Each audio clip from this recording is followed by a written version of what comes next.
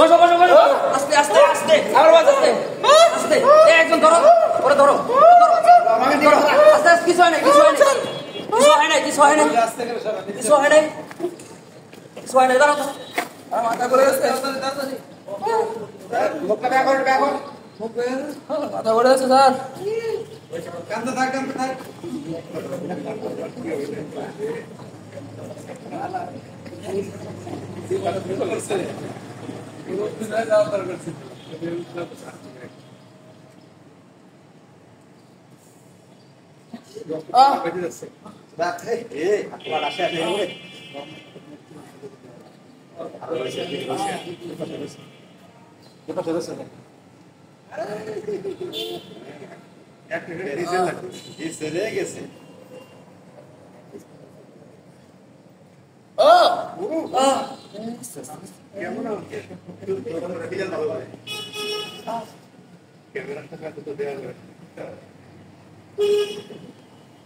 কথা বলেন, কথা বলেন, কি করতেছেন?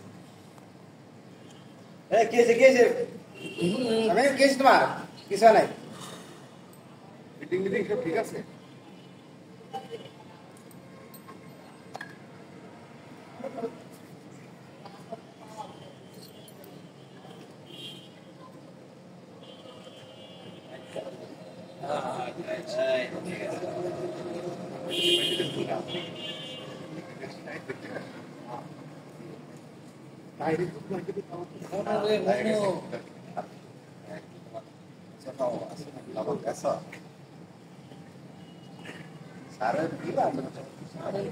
অজ্ঞান হয়ে গেল নাকি? মুয়া করে দাদি,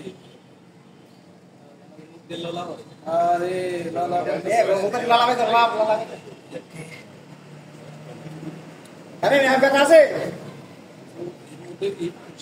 কথা বল, এই বয়সে ঠিকই জানতে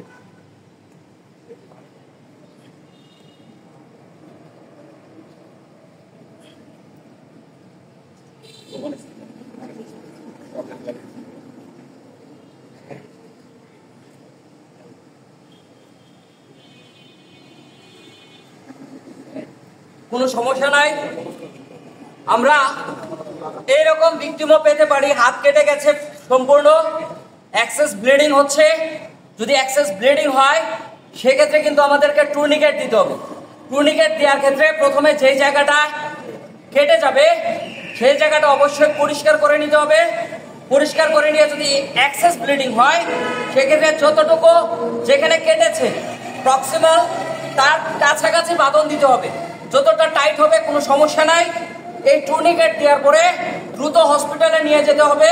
তবে অবশ্যই খেয়াল রাখতে হবে, টুর্নিকেট দেওয়ার পর অবশ্যই কপালে কলম দিয়ে একটা টি লিখে দিতে হবে এবং টাইম লিখে দিতে হবে যে আমি কখন এই টুর্নিকেটটা প্রদান করেছি, সেটা টি লিখে টাইমটা এখানে লিখে দিতে হবে যে আমার এখন টাইম কত, আমার টাইম হচ্ছে 8:41, 8:41 আমি টাইম দিয়েছি। এই কপালের লেখাটা দেখে কিন্তু বুঝতে পারবে যে টুর্নিকেট প্রদান করা হয়েছে। এটা হচ্ছে একটা এক্সেস ব্লিডিং এর রোগে, সো সেভাবেই কিন্তু ডাক্তাররা ট্রিটমেন্ট দিবে।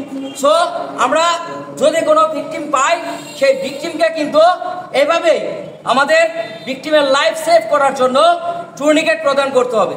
সো সবাই অবশ্যই এই বিষয়টা মাথায় রাখবেন। যদি এক্সেস ব্লিডিং হয়, যদি ভিকটিমের একটু কষ্ট হয়, তারপরেও আপনার টাইট করে বাঁধন দিতে হবে যেন ব্লিডিং না হয়।